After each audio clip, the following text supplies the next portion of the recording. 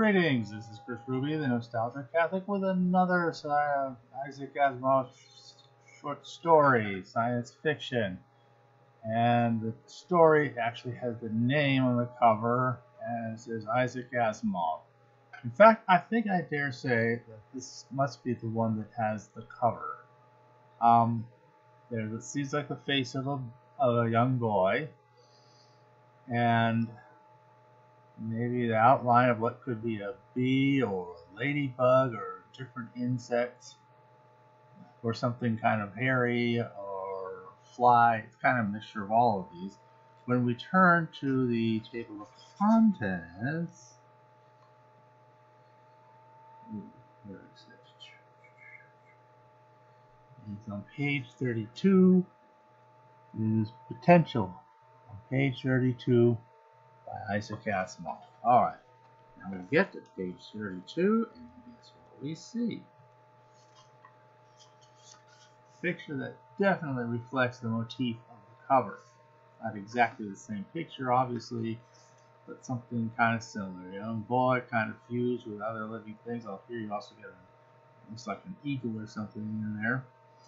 So, and we have a little bit of a blurb here, once again. I'll read the blurb.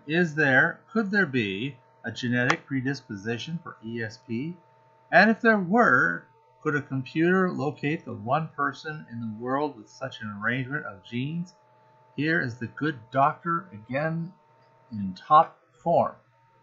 I think it is a very good, solid story.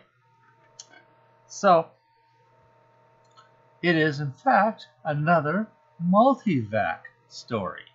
So not just any computer, Multivac, still with us in 1983. So, wow. Okay, so there's this person named Nadine, and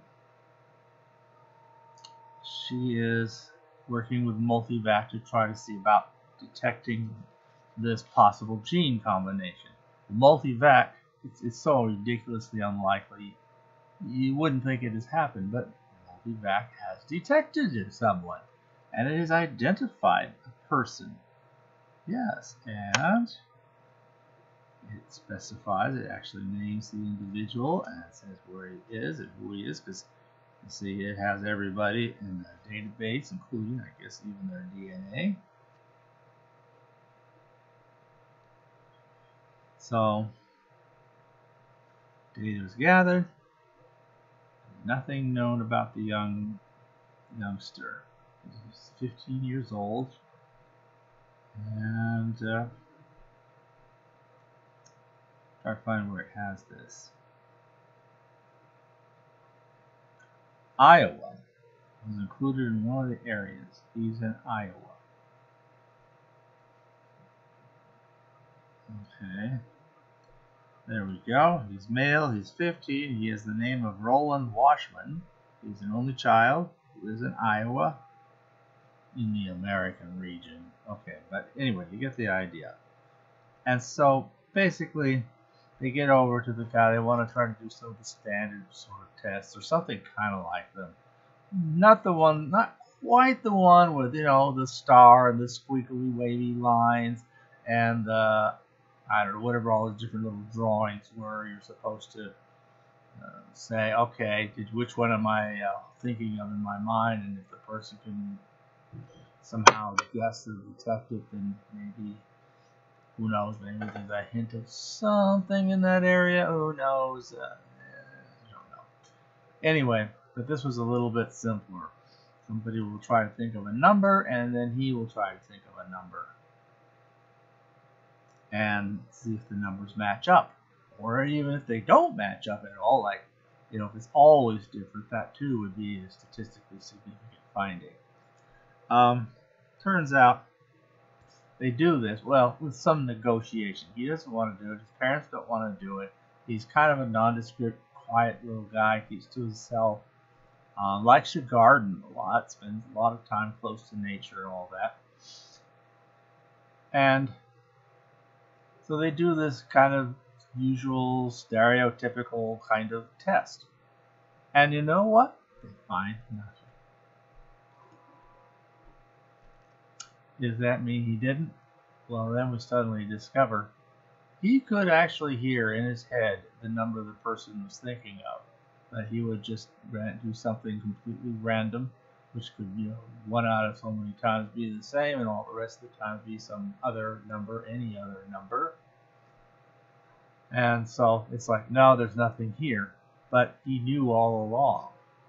But he wasn't really interested in that kind of a test, so it didn't detect him. He wasn't interested in trying to establish it. He was interested in keeping it quiet. Meanwhile, he's still talking to the bees. And the bees are asking him a question, and he has an answer through the same method of communication for the bees. And all I can say is that part of it gets a little bit menacing. Woo. But I will say the details of that in order to read the story. Although I should point out this is a bit of a rarity. Apparently it has surfaced in a collection, an anthology of stories from Isaac Asimov's science fiction magazine, which presumably is mostly stories by other authors, and then this gets thrown in. And of course it's in this issue here, February 1983. It has not been gathered up into any of his usual places. So I'm afraid you're going to have to track it down in one of this magazine or the other one if you want to read the exact story, despite that it's kind of a rarity. It may turn up on Fiction-Wise sometime, I don't know. But I haven't heard that it's there specifically, so it might not be there. Anyway, there's I thought it was a really good story. There's so many of the stereotypical things, the way people try, kind of figure stuff out or try to figure stuff out, are just so ill-matched to reality that they wouldn't find something if it really existed, I think is the point of this thing. And it really just comes down to asking the right questions. I think it's actually a pretty good story. I like it. And obviously it has, for the first time in a bit of a while, gained the cover of the magazine. Okay. Well, as I said, it's a good story, and if you can track it down, it's called Potential by Isaac Asimov, and we'll just have to see. All I can say is, I've given away the important part. A little menacing turn at the end is actually kind of incidental to the story.